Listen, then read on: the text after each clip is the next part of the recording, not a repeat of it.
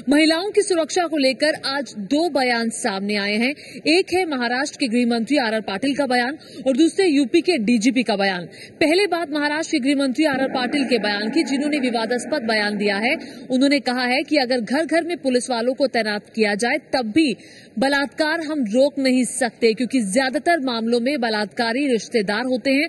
हालांकि बाद में अपने बयान से मुकर गए आर पाटिल। महिलाओं पर दिए गए बयान से मुकरे आर पाटिल। विधान परिषद में उन्होंने ये बयान दिया, लेकिन जब वो बाहर आए, जब उनसे सफाई मांगी गई, पूछा गया, सवाल पूछे गए, तो उन्होंने कहा कि मेरे बयान को तोड़ मरोड़ कर पेश किया गया। मेरा मतलब वो नहीं था जो निकाला गया था। सदन में मैंने ऐसा कुछ नहीं कहा। आपको बता दें कि महाराष्ट्र के गृह मंत्री आर पाटिल ने यह कहा था कि महिलाओं की सुरक्षा को लेकर बयान देते हुए कहा कि समाज में बदलाव की जरूरत है।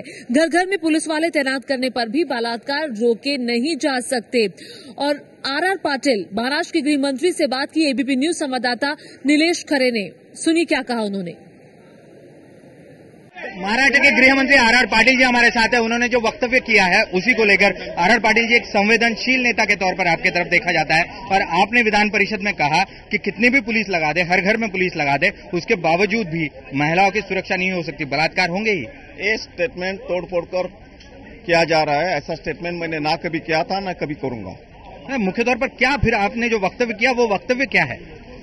यदि घर में या रिलेटिव्स रेप केस में होते हैं तो उसे पकड़ना और उसकी शिकायत आना हमेशा मुश्किल रहता है, और उसकी शिकायत ठीक समय पर नहीं आती, ऐसा कहा था।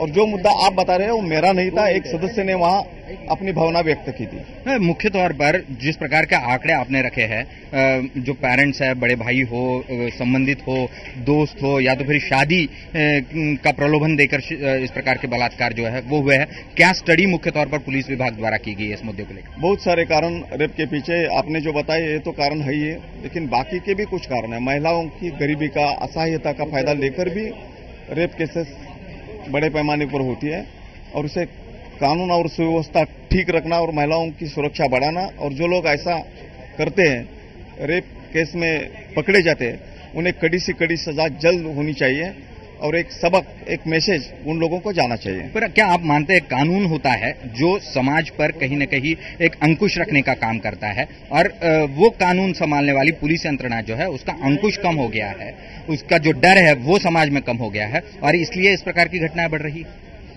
मैं तो ऐसा नहीं मानता, क्योंकि हमारे सिस्टम ठीक है। कानून हो या पुलिस हो, उसका लोगों को डर नहीं लगना चाहिए, डेमोक्रेसी है। लेकिन जो गुनहगार है उन्हें पुलिस का जरूर डर लगना चाहिए, और डर उन्हें सजा हो जाएगी इस बात का होना चाहिए। तो आर पाटिल के इस बयान से कई सवाल उठने लगे, लेकिन उसके बाद वो उस बयान से मुकर गए। एबीपी न्यूज संवाददाता नीलेश खरे हमारे साथ जुड़ गए हैं।